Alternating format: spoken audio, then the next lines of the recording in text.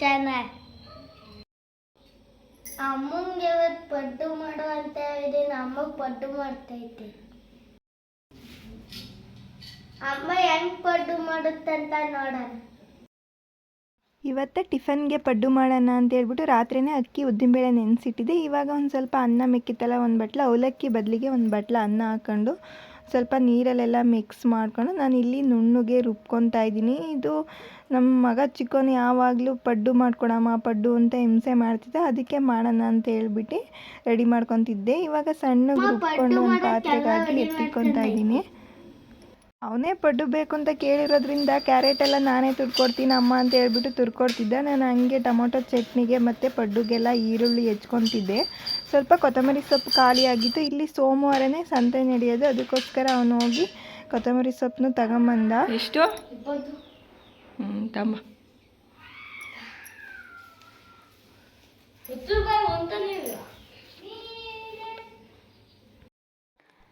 ಇವಾಗ ಈರುಳ್ಳಿ ಮತ್ತು ಕ್ಯಾರೆಟ್ ಎಲ್ಲ ರೆಡಿ ಮಾಡ್ಕೊಂಡು ಹಾಗೆ ಟೊಮೊಟೊ ಚಟ್ನಿಗೂ ಎಲ್ಲ ಮಸಾಲೆ ಎಲ್ಲ ರೆಡಿ ಮಾಡ್ಕೊಂಡು ಅದನ್ನ ಹಂಗೆ ಬಾಣಲಿಲಿ ಒಂದು ಸ್ವಲ್ಪ ಟೊಮೊಟೊ ಈರುಳ್ಳಿ ಎಲ್ಲ ಎಣ್ಣೆಲಿ ಫ್ರೈ ಮಾಡ್ಕೊಂಡು ಟೊಮೊಟೊ ಚಟ್ನಿಗೆ ರೆಡಿ ಮಾಡ್ಕೊತಾ ಇದ್ದೀನಿ. ಇವಾಗ ರೆಡಿ ಮಾಡ್ಕೊಂಡಿದ್ದಾಯಿತು. ಇವಾಗ ಚಟ್ನಿ ಎಲ್ಲ ರುಬ್ಬಿಟ್ಟು ಎತ್ತಿಕೊಂಡು ಮತ್ತು ಪಡ್ಡುಗೆ ಒಂದು ಸ್ವಲ್ಪ ಕ್ಯಾರೆಟು ಈರುಳ್ಳಿ ಎಲ್ಲ ಎಣ್ಣೆಲಿ ಚೆನ್ನಾಗಿ ಫ್ರೈ ಮಾಡಿಕೊಂಡು ಪಡ್ಡುಗೆ ಹಾಕ್ಬಿಟ್ಟು ಕಲಿಸ್ಬಿಟ್ಟು ಸೈಡಿಗೆ ಎತ್ತಿಕ್ತಾ ಇದ್ದೀನಿ. ಈಗ ಫಸ್ಟು ಕಸ ಎಲ್ಲ ಗುಡಿಸ್ಬಿಡೋಣ ಅಂತ ಕಸ ಎಲ್ಲ ಗುಡಿಸ್ಕೊಂಡು ನೆಲ ಒರೆಸಿ ಮಕ್ಕಳಿಗೆ ಬಟ್ಟೆ ತಗೊಟ್ಟು ಅವ್ರು ರೆಡಿ ಆಯ್ತಾರೆ. ರೆಡಿ ಆಗೋದಕ್ಕೆ ನಾನು ತಿಂಡಿ ರೆಡಿ ಮಾಡೋಣ, ಪಡ್ಡು ಎಲ್ಲ ಬೇಯಿಸ್ಕೊಂಬಿಡೋಣ ಅಂತ ಹೇಳ್ಬಿಟ್ಟು ಎಲ್ಲ ಕೆಲಸ ಮುಗಿಸ್ಕೊತಾ ಇದ್ದೀನಿ.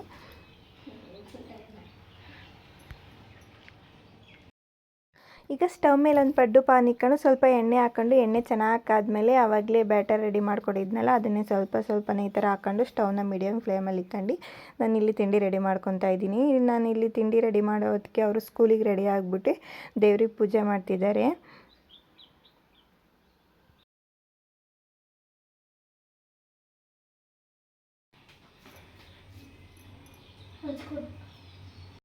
ಹೆಂಗೈತೆ ಪಡ್ಡು?